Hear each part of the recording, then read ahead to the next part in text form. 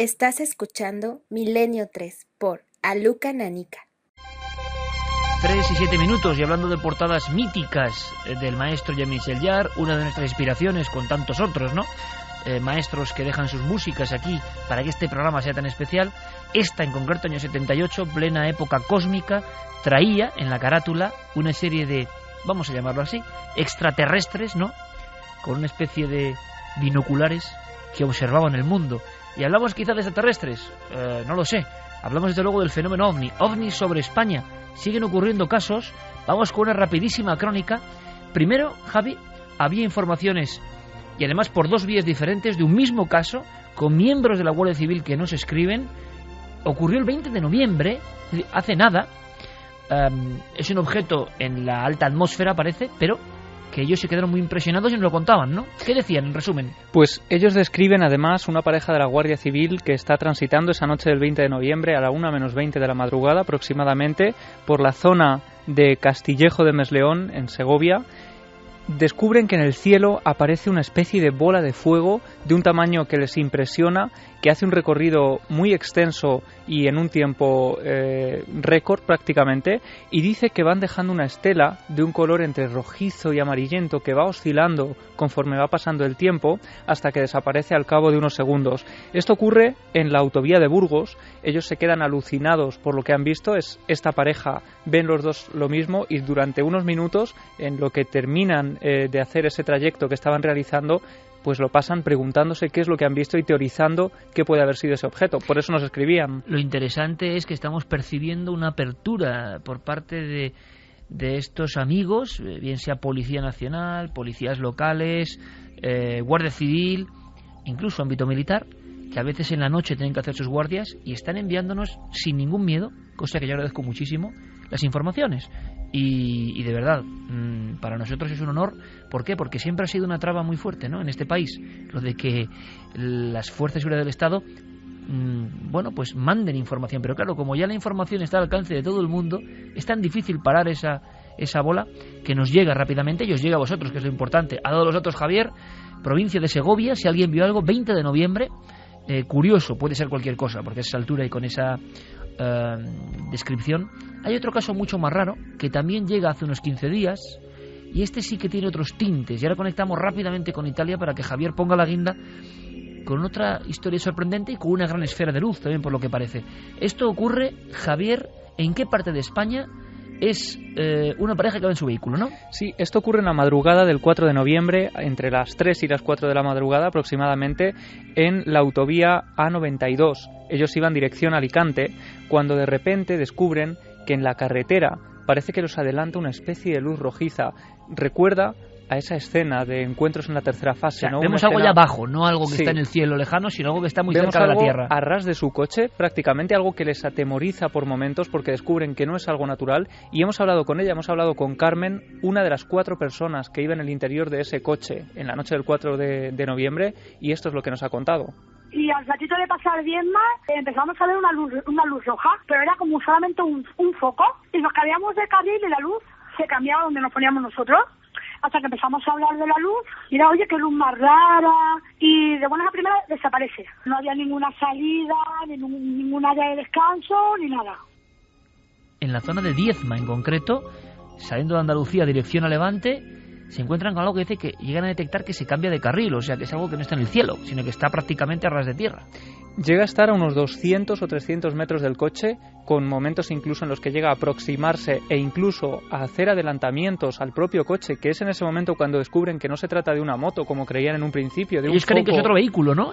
Otro clásico de Javier, creer que es otro vehículo que está detrás. Sí, porque lo que ven es algo del tamaño de un foco, una luz de pequeñas dimensiones, muy roja, pero es que posteriormente esa luz parece convertirse en una luz de un color blanquecino, una luz que se aproxima por momentos, y volvemos a escuchar a Carmen para que nos cuente qué ocurre después. Al rato, por detrás, una luz blanca, como lo mismo, como una bola, detrás nuestra todo el rato, desaparecía, volvía a aparecer, total, que al nada del rato, vimos como que nos adelantaba, y el conductor, claro, se asustó y tuvo que pegar un volantazo, no fue un volantazo grande, pero tuvo que pegar un volantazo porque se pensaba que se chocaba con algo, hasta que llegó un momento que desapareció y ya no volvimos a ver nada más.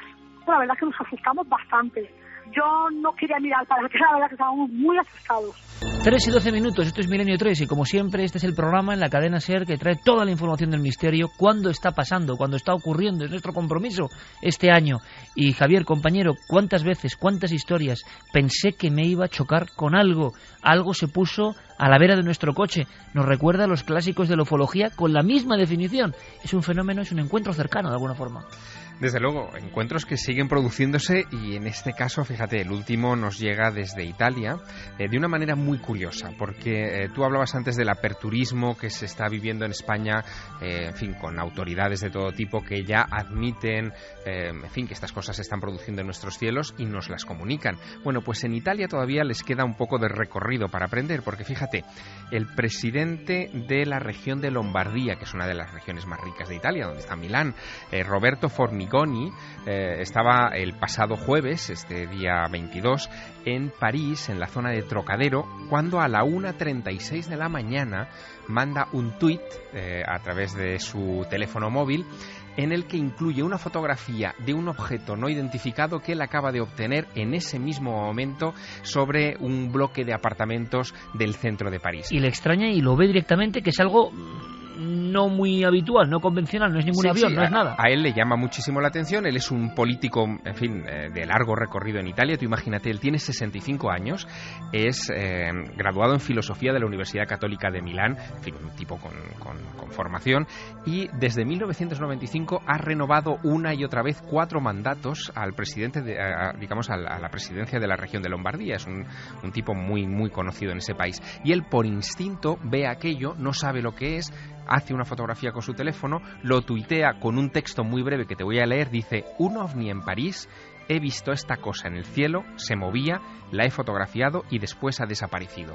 Ese tuit es visto en las siguientes horas por 1.600.000 personas. Claro, más que... Pero analicemos lo que acabas de decir, Javier, y yo muchas veces, mira que soy reacio a algunas cosas, pero ese tuit alcanza una audiencia en horas imposible, excepto para la televisión, imagino, para un gran programa de radio, para ningún periódico, por ejemplo, prácticamente. Bueno, los periódicos, de hecho, digitales de Italia, que tienen evidentemente en sus favoritos a toda la clase política, pues aquello les llamó inmediatamente la atención y lo publicó. Pero fíjate, la reacción fue que, como de burla, de jiji, jaja, pero ¿cómo es posible que un político se entretenga en estas cosas, ¿no? Es más, a nosotros, a España, nos llega a través de varios corresponsales de la prensa española en Italia, con tweets, que yo por eso me entero de esta historia, que dice: descojone en Italia. O sea, literal, ¿eh? El presidente de Lombardía dice haber visto un ovni en París. O sea, esa es claro, la manera en la que se calibra la información. Claro. Cuando estamos ante un testigo, en fin, de formación, de recorrido, que se juega su prestigio haciendo esta historia y comunicando que ha visto un ovni. Claro, hombre, no es mucho más simplemente lo que dicen los políticos habitualmente, no vaya usted a pero comparar. fíjate, claro. pero en el caso de Roberto Formigoni hay una cosa que a mí me ha llamado mucho más la atención, y es que en la web oficial del político, que la puede consultar, en fin, cualquiera de nuestros oyentes, simplemente poniendo formigoni.it, va a encontrar en la primera página toda la información respecto a esta imagen, la imagen que él obtuvo y las reacciones subsiguientes que se han producido en Italia. En fin, curiosísimo cuando menos. Pero tan curioso como que enlaza esto, y dejamos descansar a Javier, que tiene semana ajetreada, vas a recorrerte prácticamente el Aragón profundo. Así es. O sea, como una especie de discípulo de la Bordeta, ¿no? Pues algo así, porque esta semana efectivamente lunes, martes y miércoles, así consecutivo. ¿Dónde vas a estar? Pues mira, voy a estar el lunes en Caspe, en la biblioteca de Caspe. Casi nada. El martes en la biblioteca de La Almolda. Increíble. Y el miércoles en la de Calatayud. Bueno, hablando de su propia obra, o sea, Aragón ancestral y auténtico, con nuestro compañero Javier Sierra, si queréis, que os firme uno de sus libros. Nosotros hemos visto hoy la tapa, la portada, el bosquejo de alguna forma de lo ¿Qué va a que salir? publicará Javier. ¿Cuándo vas a publicar, Javier? ¿Se puede decir algo? Bueno, podemos avanzar que será en el mes de febrero. No decimos nada, No por podemos supuesto. decir nada Ni más. título, ¿no? No, ni título. Mira, ahora de todavía repente, no. mira, los señores de Planeta, ahora lo digo y qué. Yo solo puedo decir que es lo mejor que he leído de Javier. Es lo mejor que he leído de Javier Sierra. Y a mí me ha emocionado, pero de verdad, de forma increíble. Un libro absolutamente iniciático. Te deseamos lo mejor, Javier, y que el público aragonés, que también es tu público, evidentemente disfrute de las muchísimas cosas que les vas a enseñar. Un abrazo muy fuerte, compañero. Otro para ti, Iker. Buenas noches. Vamos a hacer una cosa. Javier ha contado algo a raíz de ese tuit que es muy importante, es la reacción de la gente. Hablamos de un concepto que a Santi le gusta mucho y veré que hacer un programa, que es un concepto brutal, meme. Es decir, idea que se desarrolla por sí misma, la gente la defiende, aunque no sepa lo que defiende. Es una cosa alucinante. Bueno, ahora que has nombrado meme, acaba de llegar, es que por eso te lo digo, un mail que decía que es un meme de internet lo del caballo.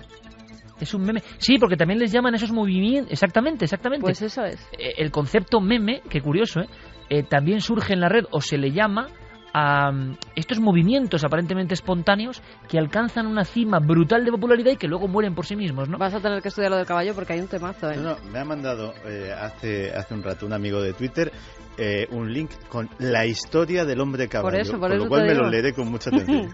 No sé, igual tienes que contar algo antes de acabar el programa, porque no nos vas a dejar así, pero bueno, en fin. Pero la semana que viene. Eso de los memes, esas ideas que triunfan, esas reacciones comunes, esto que ha contado Javier del OVNI, sobre todo eso y sobre quién empieza igual la guerra de los memes en el mundo, vamos a hablar ahora con esta extraña sociedad secreta que nos va a presentar Santiago Camacho.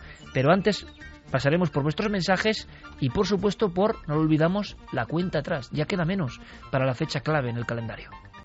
Quedan 25 días para el fin del calendario maya. Esta semana el diario ABC ha decidido recoger las 5 catástrofes que con certeza no causarán el fin del mundo antes del 21 de diciembre por ser imposible que tengan lugar en tan corto espacio de tiempo. Una de ellas es la acertada teoría del choque terrestre contra el planeta Nibiru, que a estas alturas ni siquiera ha sido descubierto. Otra es el impacto de un gigantesco asteroide, pues tampoco se ha divisado ninguno que vaya a colisionar contra la Tierra a corto plazo. Y una tormenta solar, tampoco será esta la causa de la destrucción, al menos en este año, pues parece que el periodo máximo de actividad solar llegará entre 2013 y 2014. Las últimas opciones, que con toda probabilidad tampoco se darán el 21 de diciembre, son una alineación planetaria y una inversión de los polos magnéticos, que no se producirá hasta dentro de varios milenios. Así pues, a tan solo 25 días para el fin del calendario maya, ya podemos ir tachando de nuestra lista esta larga serie de apocalipsis que, menos mal, no nos alcanzarán antes de Navidad. Cuenta atrás. Nosotros continuamos hacia adelante, como siempre, con toda la información. Será importante, antes de saber de esa extrañísima sociedad secreta, saber qué opináis en torno a todo lo que estamos contando, Carmen. Pues vamos con los mensajes. Gisela Sánchez dice: a mí me suena una burbuja de aire que pasa rozando el micro. Leandro Ariel: el sonido del blue me recuerda cuando Carl Sagan quería imitar a las ballenas en La persistencia de la memoria, que hace blue, pues el mismo sonido. Sara Arroyo Gil: con los pelos como escarpias, escuchando los sonidos train y el que parecía tecnológico, espeluznantes. Cilian: sí, tenía algo de fantasmagórico y no sé por qué, pero lo tenían, ¿verdad? Cilian dice: cuando estéis nadando en el mar, acordaos de estos ruidos. Sí. Seréis unos grandes nadadores. El segundo sonido ha sonado una especie de alarma. Nos dice Shi Han. Green Poison: yo creo que es más bien el sonido que produce el movimiento de la masa líquida. Justo al escuchar el hum he pensado que sonaba igual que el de Kiev. Ese ruido de Argentina es como el de Kiev. Miguel Ángel Aranda nos Eso lo estaba comentando nuestra audiencia antes de que se dijera. Es una audiencia pata negra absolutamente, ¿no? Porque sonido no es fácil. Que pone los pelos de punta. También nos dicen: hola, pero ¿quién se cree esa explicación de los icebergs? Los icebergs flotan, no se arrastran por el fondo. El hielo siempre flota sobre el agua al tener menor densidad. Ya, hombre, pero los icebergs siempre... hay una parte que tienen por debajo sumergida. En ocasiones hay que acudir a lo lógico y a la ciencia, ¿no? En muchas ocasiones, que es lo que a veces yo echo de menos en muchas teorías de la conspiración, que veo que tienen algunos autores, incluso los más polémicos, tienen elementos muy interesantes, pero luego rechazan algunas cosas que dices, hombre, es que es de cajón, ¿no? Y los icebergs y su sonido está bastante demostrado, ¿no? Mira, respecto a los agotes, Juan Antonio Sanz decía, así los definía Pío Baroja: cara ancha y juanetuda, esqueleto fuerte, pómulos salientes, distancia bicigomática fuerte, grandes ojos azules o verdes claros, algo oblicuos, cráneo braquicéfalo, tez blanca, pálida y pelo castaño o rubio. No se parece en nada al vasco clásico. Es un tipo centroeuropeo o del norte. O sea que Pío Baroja tenía claro que eran otra gente extraña, ¿no? En fin. Coco Fernández, la diferencia siempre ha causado miedo o rechazo, y en aquella época simplemente demoníaca o enfermiza. No hemos cambiado mucho. El niño que lleva gafas sigue llamándole cuatro ojos. Es triste cierta mentalidad humana. Pues ese mensaje está muy bien, ¿eh? Porque en el fondo es eso de apalear al diferente, tú, y sobre todo apalearlo cuando el que apalea tiene la fuerza de otros o está en superioridad respecto a un individuo. Esa escena, por ejemplo, desgraciadamente ese tema, ¿no?, del acoso escolar, por ejemplo, nos lleva a engrandecerlo, a hacer la estadística y darnos cuenta de que entre los pueblos ha ocurrido exactamente lo mismo. ¿Será que tenemos ese gen maligno, ¿no?, todos nosotros? Luis Lombardo decía: los cátaros, los templarios, los palestinos, los judíos, los cristianos, los musulmanes, los gitanos, los payos. El caso es sembrar el odio entre ellos. Me parece a mí que el diablo tiene más terreno cogido del que nos pensamos. Sobre todo esas diferenciaciones, no. ¿Y por el dinero qué? ¿Y ricos y pobres qué? Y todo tipo... En fin, el racismo del que nunca se habla, curiosamente, suele ser el de la sensibilidad o lo cultural, ¿no? Eso sí que no importa. Y yo creo que eso quizás sí que importe, ¿no? Personas que no tienen ningún apego a sensibilizarse, a preguntarse, a reflexionar. Sobre eso también ocurre. Pero es curioso, esa división constante y al mismo tiempo la ciencia demostrando que nuestro tronco como humanidad cada vez es más común y que todos procedemos de los mismos padres realmente, ¿no? Antonio Díaz decía: queremos conocer otras formas de vida cuando ni siquiera somos capaces de conocernos a nosotros mismos. Esta película hace pensar lo poco que nos conocemos. Solo espero que nunca volvamos a ser como en el pasado, aunque hoy en día estas cosas siguen pasando, nos comentaba Mai. Seguimos con mensajes. Evidentemente hay temas que hemos convertido en noticia, hemos puesto sobre el tapete y generan evidentemente vuestra reacción y vuestra reflexión. Vamos con otra historia. Vámonos a un par de siglos atrás. Estamos ya con ese sonido, ¿sí? Siglos atrás, y un misterio que, decía Santiago Camacho, tiene todos los elementos para ser una trama maravillosa, fascinante y quizá sobrecogedora.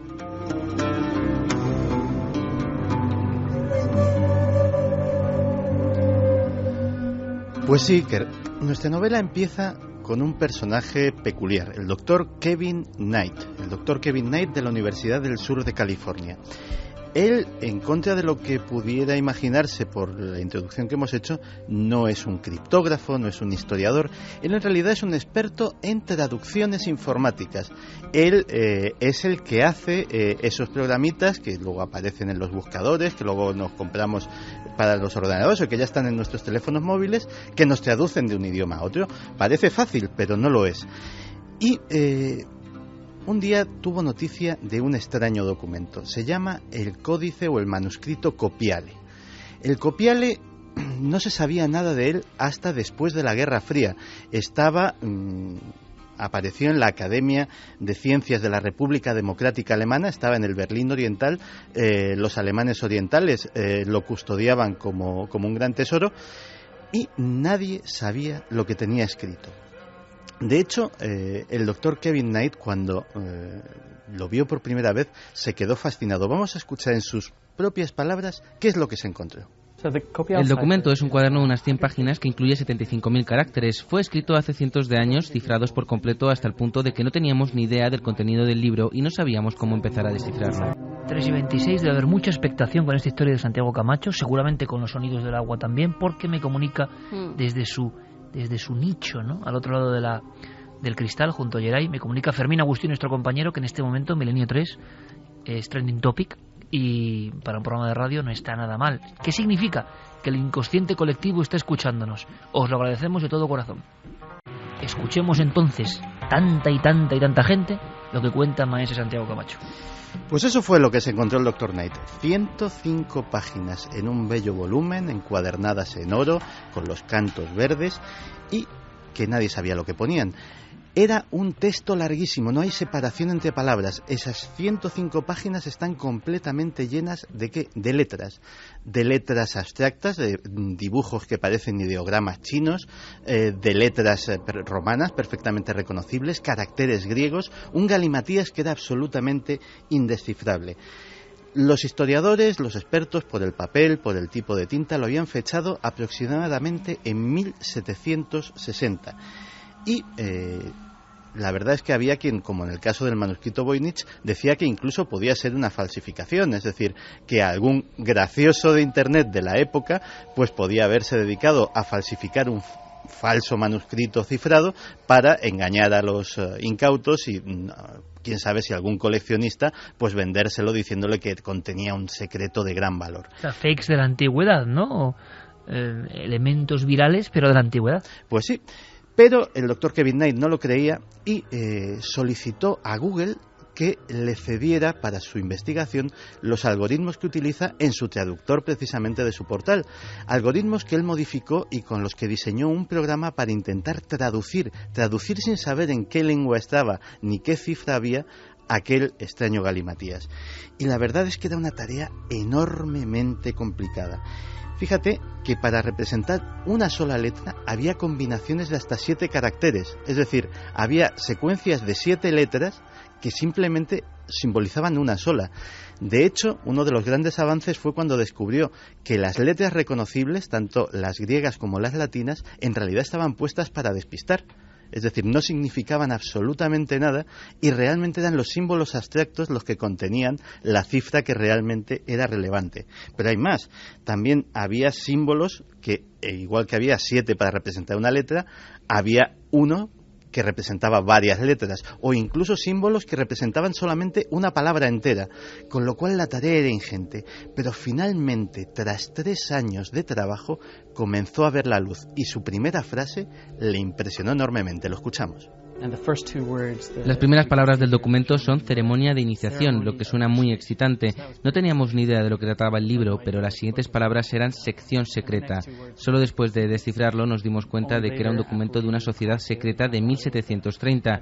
Las sociedades secretas entraron en crisis en torno a 1730, así que este documento abre una ventana a los investigadores de la historia y las ideas de estas sociedades secretas.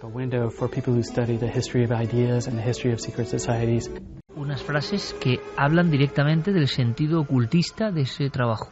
Pues sí, una ceremonia de iniciación en la que el neófito era llevado con los ojos vendados hasta un extraño altar.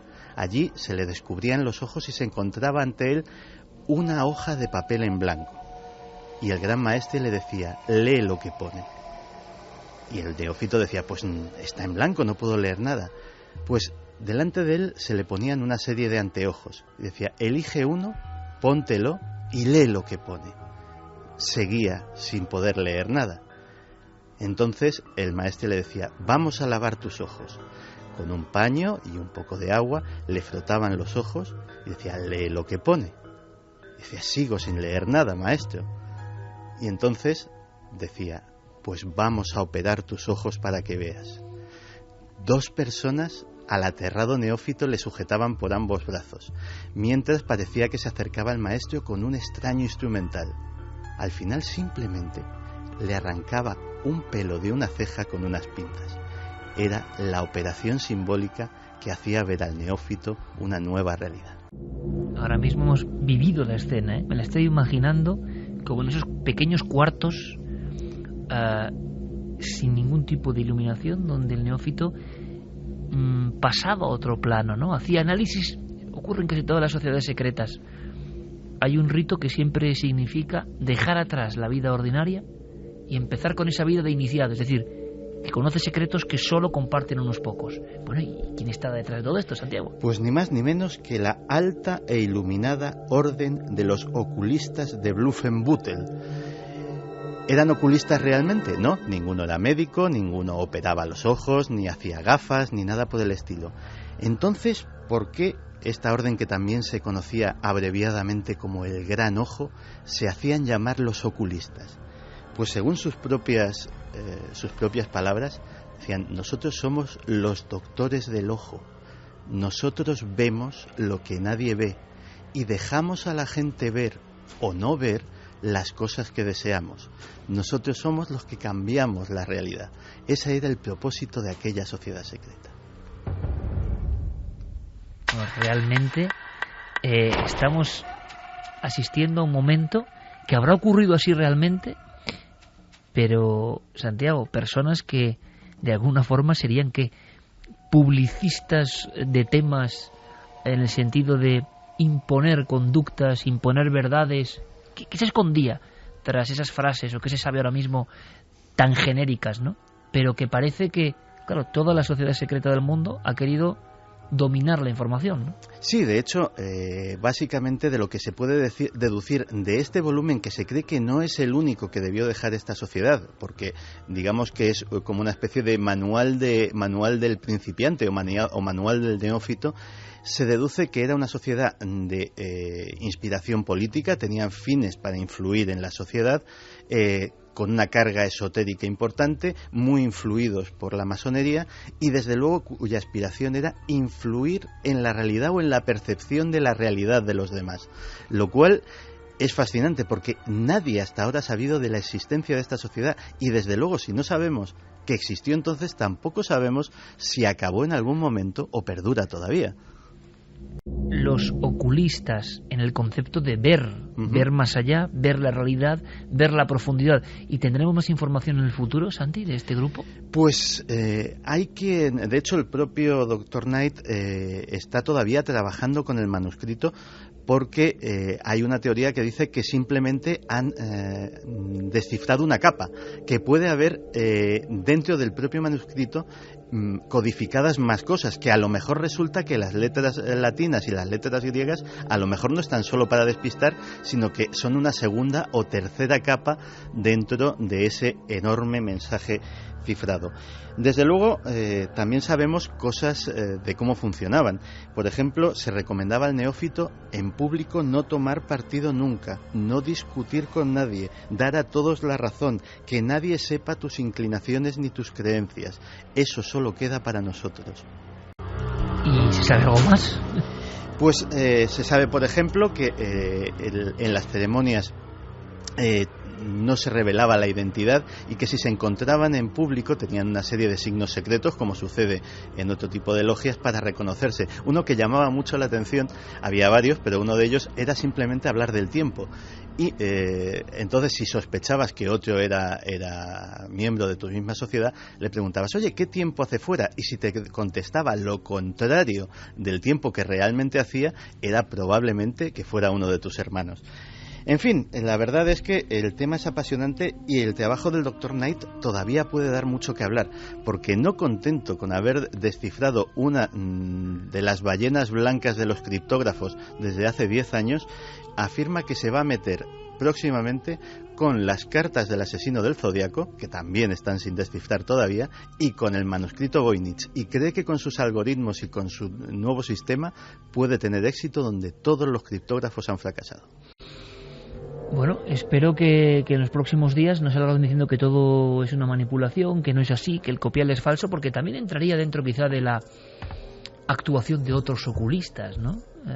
Que saben cuándo censurar un tema, cuándo debe hablarse de algo, cuándo ese algo no importa, no interesa. Un día tenemos que hablar de eso. Santi, además, con sus estudios sobre el mundo de la publicidad y el mundo de los estudios sobre los estilos de vida, tiene cosas muy interesantes que contar, ¿verdad? Sobre cómo se establecen en ocasiones ciertas verdades que consideramos, absolutamente reales y que nadie puede escapar a ellas, ¿no? Y no necesidad de tener ciertas cosas que nadie puede escapar a ello. Un organigrama, un engranaje perfectamente diseñado. ¿Serán herederos de los oculistas? Tremendo, Santi, de verdad, vaya historia. Vamos con otra historia rápidamente y gracias a todos por vuestra participación, por vuestra escucha. El asunto que viene a continuación es de los que ponen la carne de gallina, es un testimonio.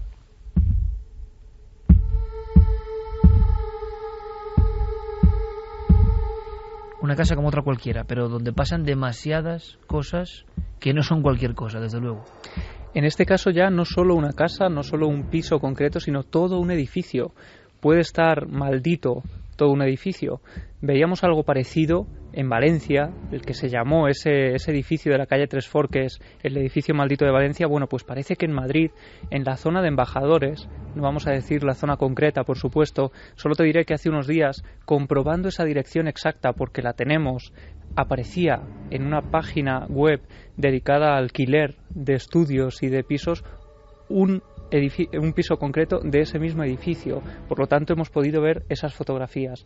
Carlos, nuestro testigo, había iniciado una relación hacía unos meses, estaba buscando un lugar donde entrar a vivir con esta pareja y unos amigos de sus padres le recomiendan este edificio de la zona de Embajadores, que a base de una serie de relaciones que tenían, pues le recomiendan porque conocían a los anteriores propietarios. Esto ocurre en el año 86. Vamos a escuchar a Carlos contándonos cómo llegan a ese edificio en el que solo llegan a pasar un año. Ya de entrada, lo primero que nos dicen es que la casa está libre porque los anteriores inquilinos, una pareja joven, de entre 20 y 23 años, una cosa así, que de repente un día la chica se había quitado la vida. Había aparecido muerta en el cuarto de baño de la casa, se había suicidado. Ellos hablan de una casa del Madrid castizo, de una casa como con un olor muy peculiar a madera vieja, una casa antigua, una casa muy similar a la que pues todos los que hemos buscado piso alguna vez en Madrid nos hemos encontrado en algún momento, una casa normal y corriente. Pero además, en esos primeros días en los que ellos entran a vivir, parece que ese hecho que consideran aislado no le dan demasiada importancia y no influye en sus vidas porque son muy escépticos y no creen que nada de esto pueda tener relación con lo que puede ocurrir en el inmueble.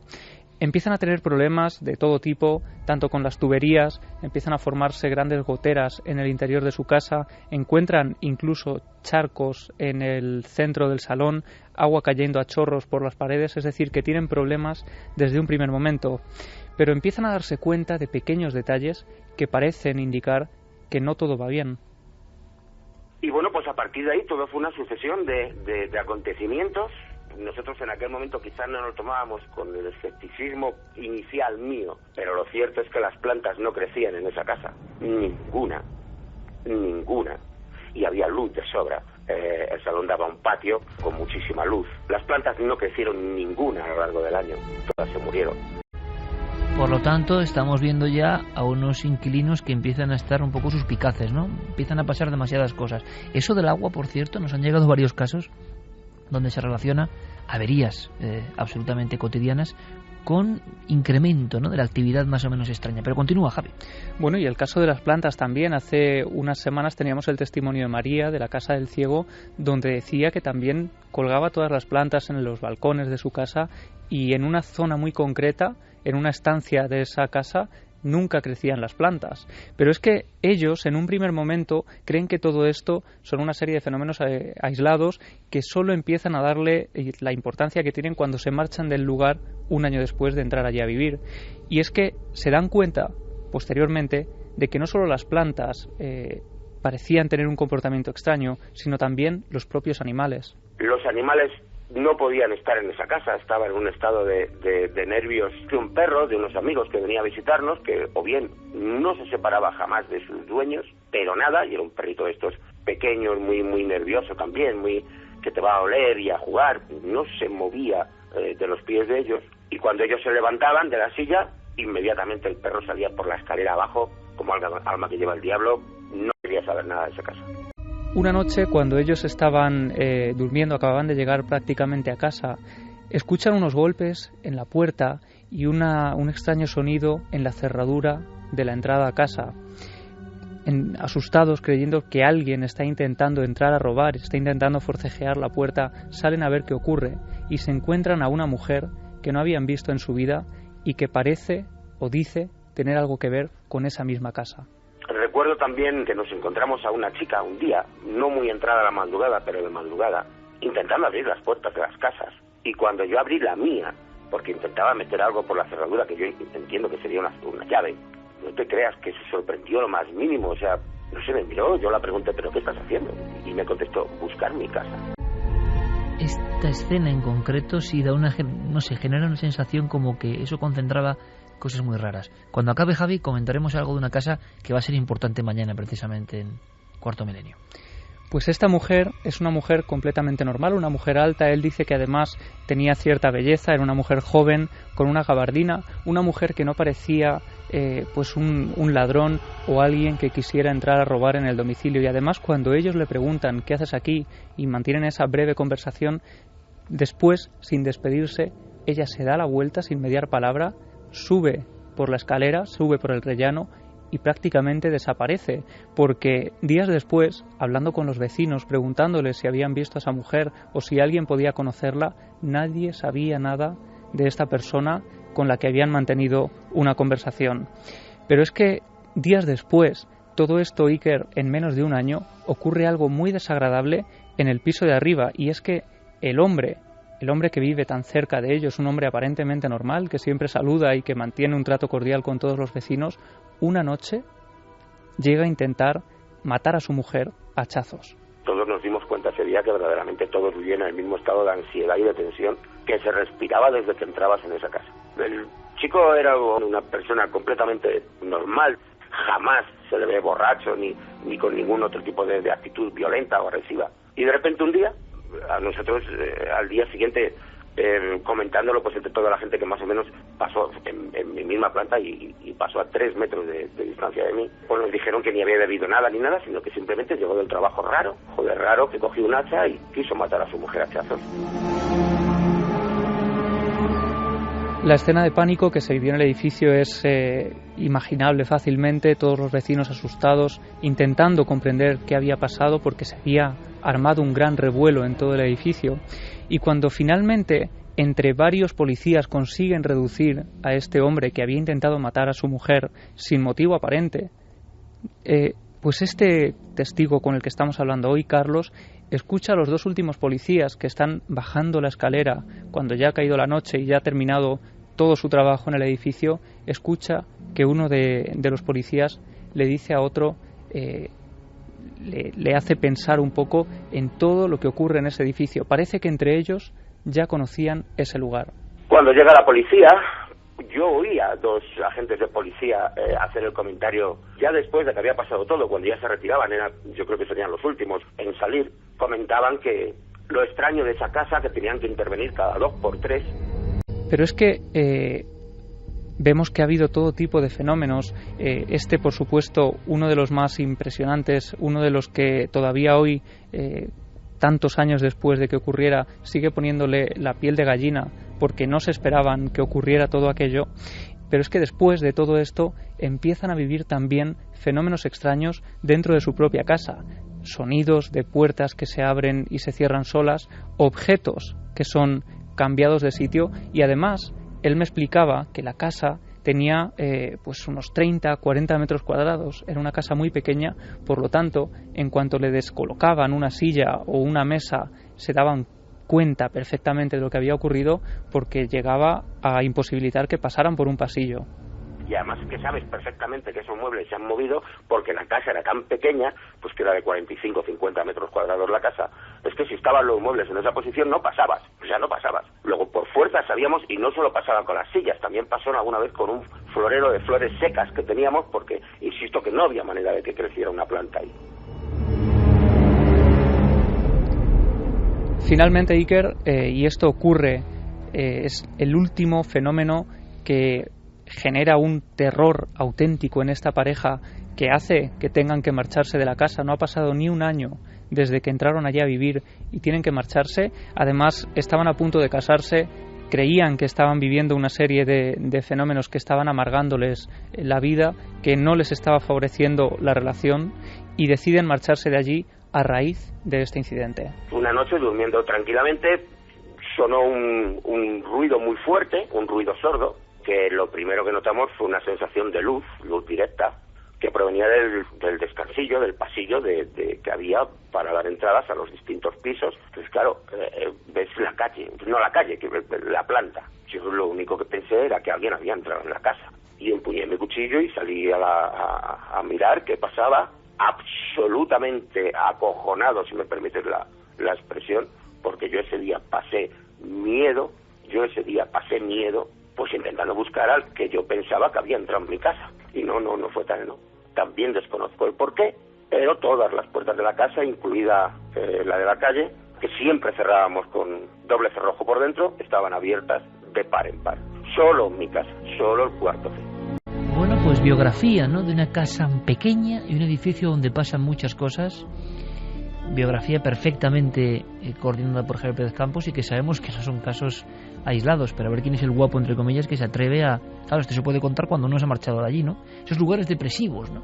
Sí, además en este caso, él nos hablaba de que el ambiente en el edificio era un ambiente muy enrarecido, había personas muy mayores, ancianas enlutadas, decía precisamente que era un ambiente pues como depresivo, había algún enfermo también muy cerca de donde él vivía y llegó a llamar a algún programa de radio de la época preguntando por qué podía un edificio concentrar todo este tipo de fenómenos y le preguntaron si la gente que vivía a su alrededor, si la gente de su entorno era gente depresiva, era gente triste, y él se quedó con ese detalle porque hace unos 20 años que llamó a ese programa de radio y ya le dieron importancia a esa densidad especial que parecía respirarse en el edificio. O sea, como si algo contagiase, ¿no? Y puede ser fenómenos extraños, bueno, algunos parecen muy extraños desde luego, o un cúmulo que va obsesionando, ¿no? Una pareja que está ahí, que claro, ya todos tienes que verlo con el prisma de lo extraordinario, terrorífico, que lo es, desde luego. Javier Pérez Campos, que está triunfando, por cierto, con su libro ya, parece mentira, recién salido de las imprentas, En busca de lo imposible, editorial Oberón, tengo que decirlo porque ya hay datos del enorme eco del libro de nuestro compañero. Y vaya cómo nos alegra, hay casos como estos, claro. Por cierto, mañana, en Cuarto Milenio, luego lo comentamos brevemente, pero estamos ante el caso más terrorífico, más de este tipo, ¿no? Pero todavía peor. Se cumplen 20 años y mañana sí que hay una exclusiva, yo creo que importante, ¿no? Y la hacemos precisamente para que todos sepan que nuestras fuerzas de seguridad del Estado se han enfrentado al misterio directamente. Se han enfrentado a lo desconocido, a lo imposible, quizá a lo paranormal, y que lo cuentan en un plato de televisión, por vez primera, repito, en un plato de televisión, un inspector jefe contando cosas que yo creo que nos van a poner los pelos de punta. Yo creo que nos van a poner los pelos de punta. Y yo creo que era la voz que faltaba en esta historia, porque habíamos oído a gran parte de los involucrados en todo esto, pero la parte más objetiva, la parte más fría, la parte que firma ese informe policial que le da tanto rigor a esta historia, no había hablado hasta la fecha y creo que cuenta cosas que a mí me pusieron la piel de gallina cuando estaba escuchándolas. Claro, había una mínima, ¿no? Hubo una entrevista previa de Javier Pérez Campos mano a mano con este inspector jefe, nos ha costado convencerle, hubo una declaración en la época, hay que decirlo, siendo honestos, al programa de Pérez Reverte, una declaración grabada en la comisaría, pero donde desde luego solo se confirmaba de alguna manera que la policía había estado en esta casa donde había una muerte por Ouija y luego fenómenos extraños. Pero que este inspector jefe esté con nosotros y nos cuente un montón de cosas, yo creo que va a ser algo de verdad. En mi opinión tengo la sensación hasta de que es un caso que da mucho repelús, pero bueno, pero es parte de la historia de los fenómenos extraños. Vamos ahora rápidamente con otro fenómeno extraño en sí mismo, que es Diego Marañón, y que nos va a contar algo. Había una encuesta, ¿verdad, Carmen? Como siempre, una historia de créalo o no. Créalo o no. ¿Qué opinas de la historia de esta semana, la criatura de Berwick?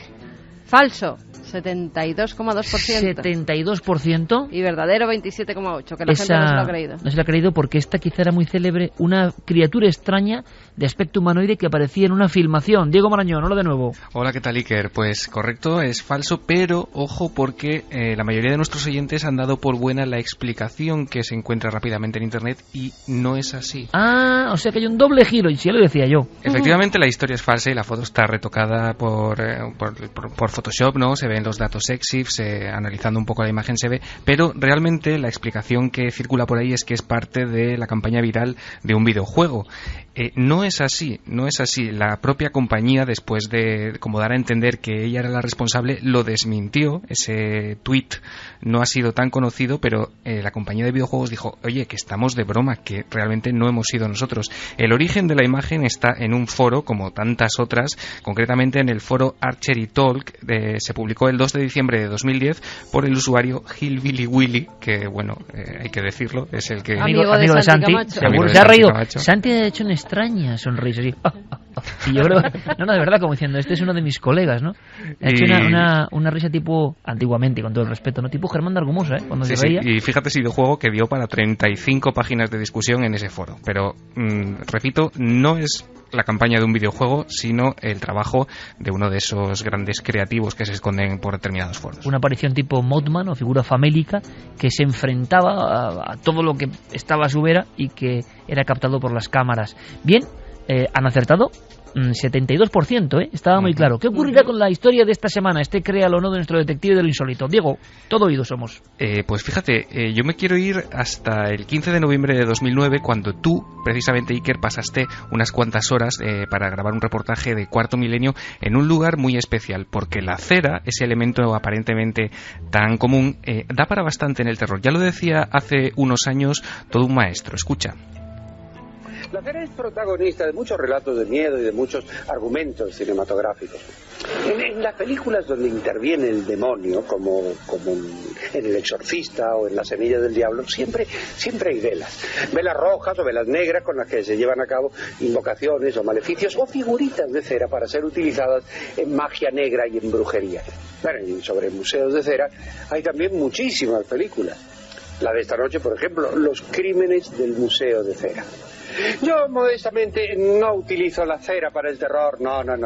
Bueno, no hace falta presentación alguna, ¿no? El gran maestro Chicho Ibáñez Serrador, al que mandamos un abrazo enorme. Y hablaba de la cera. ¿Y por qué hablamos de cera? Pues porque era la introducción, mis terrores favoritos, a esa película de 1953, Los crímenes del Museo de Cera. ¿Qué se contaba en esa película? Pues se nos hablaba de una especie de escultor, de un creador, al que se le cercenaba de alguna manera su capacidad de crear estas esculturas, y llegaba a construir estas figuras pues a partir de elementos bastante macabros que les daban un aspecto demasiado real, a partir de cadáveres reales. Iker, ¿qué hubiera pasado si tú ese 15 de noviembre de 2009 hubieses tropezado a lo mejor con una de las figuras y al caer hubiese salido un hueso humano de esa figura? Que me muero directamente. Porque vamos, el susto hubiera sido de espanto, ¿no? Me acuerdo de la imagen de una menina en mitad de la noche, la que más miedo me dio de todas, ¿eh? Aquella noche en el Museo de Cera solas, una menina. Puede ser que a lo mejor en algún museo de cera se escondan realmente cuerpos humanos sin que los visitantes sepan que esos cuerpos están ahí. Esto es inconcebible, ¿no? Bueno, pues créalo, ¿no? Te lo cuento en 7 días. Gracias, Diego Marañón, un abrazo grandísimo. Hasta la semana que viene. Santiago, creo que Diego Marañón es todo un maestro en lo suyo, ¿eh? Tiene muy pillado el tranquillo, es todo un Chicho Ibáñez Serrador a su forma, en formato breve, ¿eh? O sea, nos deja así diciendo, Museo de Cera con cadáveres de verdad. Pues fíjate que es de esas que yo voy a tener que pensar, no voy a hacer trampa y no voy a mirar internet, voy a tener que pensar mucho antes de decidirme por una opción. Claro, porque a veces lo que hace todo el público, y es normal, es buscar en internet, pero ocurre como ha pasado ahora, por eso lo ha hecho Diego, que lo que se cuenta en internet como solución tampoco es verdad. Bueno, es que Diego lo hace tan bien que a veces ni buscando en internet encuentras la respuesta correcta, lo cual está muy bien. Sí, museos de cera o aquellos, una cosa traumática para mí, esos carricoches del terror de las ferias, que ibas con y que se hablaba, por lo menos en tiempo se hablaba, de que algunas de esas figuras monstruosas o quemadas que aparecían en ese artilugio de 2 plantas era un cadáver real, ¿no? Era la leyenda que por lo menos por mi tierra natal Iker, se difundió. Hablando de internet, me dejas 30 segundos porque ya lo sé todo sobre el hombre caballo. 30 segundos del hombre caballo y luego mensajes. Esto procede de 2002. En 2002, Archie McPhee, que es la mayor tienda de artículos de broma del mundo, miles y miles de metros cuadrados dedicados al tema en Seattle, en Estados Unidos, hace esta máscara de látex como uno de sus reclamos para el Halloween. Pero eso no es lo que le hace... Bueno, venden mucho, Archie McPhee vende a internet a todo el mundo. Yo conocía la tienda antes de saber... Ya decía yo. Sí, te lo puedes imaginar. Sino que después, una de las guías de viaje más prestigiosas del mundo, Lonely Planet, hace un libro extraño, un libro que podríamos llamar friki.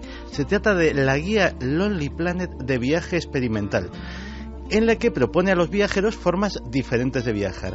Y al redactor de esta guía se le ocurre decir, ¿y por qué no viajar con la máscara de caballo de Archie McPhee? A raíz de esa guía empieza a aparecer por todo el mundo turistas que llevan su máscara de caballo. Esto le encanta a su vez a los japoneses, que los japoneses empiezan a pedir a Archie McPhee pedidos inmensos de ese tipo de cosas. Empiezan a surgir los primeros vídeos y el meme se distribuye por todo el mundo. Y estamos entonces ante el fin del mundo. Yo creo que es una señal, ¿no? Es una señal clarísima. O sea, si esto prospera, es una señal. Pero bueno, es que ya nos han mandado fotografías de conciertos en Asturias y todo. Claro, y ahora cuando he contado con la cabeza de caballo. Santiago Camacho, como buen gurú de todo lo oculto, con su realidad oculta, pues ahora un montón de gente lo va a hacer. Esto es imparable, claro. Ya es un símbolo. Es como la célebre máscara de Anonymous, pues también simboliza el anonimato en la red, pero en su lado más jocoso o más de hacer bromas. Se ha convertido en el símbolo del lado divertido de la red. Pues vamos con los últimos mensajes. La gente muy acongojada, por no decir otra palabra, por no decir acojonada, con lo de la historia de... Ha salido 2 o 3 veces el término hoy, por cierto. Con lo de la historia de la casa. Y además, algunos recuerdan, como Edu Herrera, que hace unos días estaban en su casa viendo la tele con su mujer y que alguien intentó abrirle la puerta. Bueno, era el vecino, ¿no? Era el vecino de arriba. Y otra, Ek Rodríguez, dice que a ella la pasó una vez, que intentaban abrir la puerta y cuando fui no había nadie. Pero afortunadamente enseguida supe que eran los de la inmobiliaria. O sea que siempre... Pero eso de que te empiecen a... No, eso no. Abrir la puerta, vayas, mires por la mirilla. Mira que las mirillas dan miedo, ¿eh? Sí, señor. Dan mucho miedo. Cuando por eso me daba impresión a mí, como dibujamos en la mente, lo que vamos contando, lo que contaba Javi, de que era una chica normal y corriente. Busco mi casa, pero y tú en la mirilla viendo eso, mal. ¿Y si era la que se suicidó? Lo dejamos ahí, no hay tiempo para más. Mañana, eso sí, hacemos algo en Cuarto Milenio, nuestro programa hermano, que nunca hemos hecho. En tiempo real vamos a estar en ese domicilio, 20 años después, donde la Policía Nacional redactó un informe que se resume así, documento oficial. Han ocurrido y hemos vivido una serie de hechos de todo punto inexplicables. Supera, yo creo, que cualquier película. La persona que me había hablado es la persona que redactaba ese informe, el inspector jefe, luego inspector jefe de embajadas en Madrid.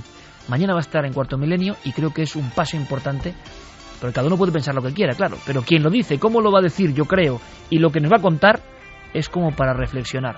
Santi, Geray, Fermín, Javi, Carmen, un placer. Mañana nos vemos todos juntos. Venga, mañana ahí estaremos. Mañana sobre las 12 de la noche, un especial, Dossier Caso Vallecas. Os esperamos.